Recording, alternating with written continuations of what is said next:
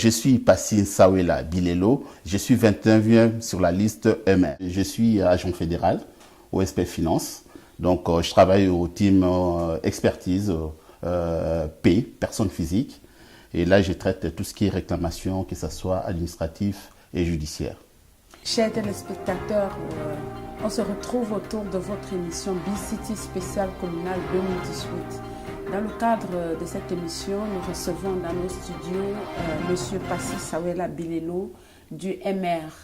Mon projet s'oriente surtout sur l'enseignement, ça s'oriente aussi sur l'emploi et ça s'oriente aussi sur la préservation de la nature et ça s'oriente aussi de venir en aide aux personnes qui sont âgées.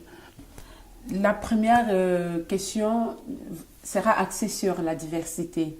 Alors, comment pensez-vous élaborer une politique pour la représentation de la diversité au sein de votre commune? Nous savons aujourd'hui beaucoup de communautés se sentent un peu délaissées et résignées. Et de notre côté, surtout dans la commune de Jette, je tiens à ce que toutes les communautés puissent bénéficier de tous les avantages que nous donnons à notre population. Donc, quand je parle de tous les avantages, que je parle de l'enseignement qui soit décent, je parle aussi de la formation sociale qui soit aussi décente, et je parle aussi de l'intégration professionnelle, c'est-à-dire au niveau de l'emploi, et que chaque personne puisse bénéficier d'un accompagnement approprié par rapport aux besoins. Et pensez-vous donc qu'une commune diversifiée, c'est une commune forte, que la diversité peut être un facteur de dynamisme et de développement social? Déjà, la diversité en elle-même, c'est un atout. Moi, je dirais plutôt qu'aujourd'hui, nous devons profiter de cette diversité pour continuer à monter des projets, pour que chaque citoyen qui soit dans une commune se sente à l'aise. Alors là, j'y tiens vraiment à ce que toutes les communautés puissent y participer, toutes les communautés puissent intégrer, que ce soit au niveau de l'enseignement, au niveau de l'emploi, au niveau de la formation. Oui, si chaque citoyen doit se sentir à l'aise, il doit bien entendu avoir un logement décent. Dans votre programme, quel aspect avez-vous mis en exergue en ce qui concerne le problème de logement dans la commune de Jette? Je vais vous expliquer. Pendant ma campagne, nous avons fait les tours de communes pour rencontrer les populations. Donc, nous avons vu des maisons sociales, des appartements sociaux que la commune dirige. Nous avons aussi une agence immobilière sociale qui est gérée avec la commune. Et nous développons aussi certains partenariats avec les privés pour faciliter un peu les logements à bon prix. Donc, dans ces cadres-là, nous avons vu aussi certains problèmes, c'est-à-dire l'insalubrité au niveau des appartements. C'est quelque chose que nous y tenons.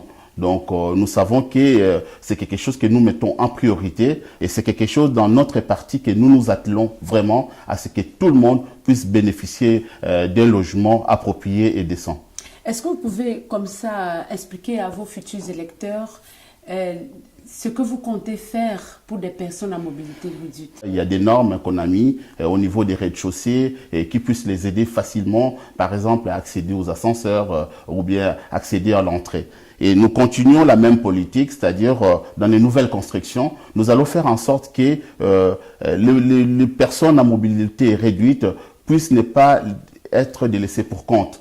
Nous sommes en plein 21e siècle, M. Passy, et l'accent est mis de nos jours sur le bien-être des individus. Alors, je présume que vous avez une bonne nouvelle annoncée aux futurs électeurs de la commune de Jette sur des programmes sportifs que vous allez mettre sur pied si jamais la mandature vous sera accordée. Écoutez, à Jette, déjà, on a des bons clubs. Nous avons un de nos conseillers libéral, M. Olivier Corré, qui est professeur de physique. Et lui qui s'y connaisse et qui a eu l'occasion pratiquement de parcourir toutes les installations sportives à Jette. Et nous faisons en sorte que nous améliorons ces installations en question. Et chaque fois, pendant les vacances, on fait en sorte que les jeunes puissent participer dans des semaines, par exemple, sportives à prix réduit. En tout cas, l'encadrement des jeunes, l'encadrement sportif, c'est quelque chose que nous tenons. Et à Jette, on est bien équipé. D'ailleurs, je peux vous dire que beaucoup des Diables Rouges aujourd'hui sont sortis de clubs sportifs jettois. Nous voulons bien savoir ce que vous comptez faire sur le plan écologique pour que Jette se retrouve un peu dans, pourquoi pas demain, une commune leader en matière de respect de l'environnement et de l'écologie. Mais à Jette, nous sommes déjà un exemple. Vous savez, on dit toujours que notre commune Jette, c'est une commune champêtre, conviviale, parce qu'elle est verte. Nous allons continuer à pouvoir assainir, à pouvoir apporter notre meilleure contribution. Oui, nous tirons presque à la fin de notre entretien, mais je ne manquerai pas de vous poser une dernière question. Avez-vous élaboré un programme interactif entre les différentes associations ou bien les différents groupements autour de la commune de Jette pour complémentariser votre politique? Nous travaillons avec des associations des quartiers, nous travaillons avec des associations indépendantes, des professions indépendantes, nous travaillons aussi avec des commerçants et tout ça, nous essayons toujours de mettre en place une politique qui puisse aller dans le sens de leur servir. J'en appelle à tous mes compatriotes de Jette, de toutes les communautés, de venir nombreux les 14 octobre voter. Merci à vous tous.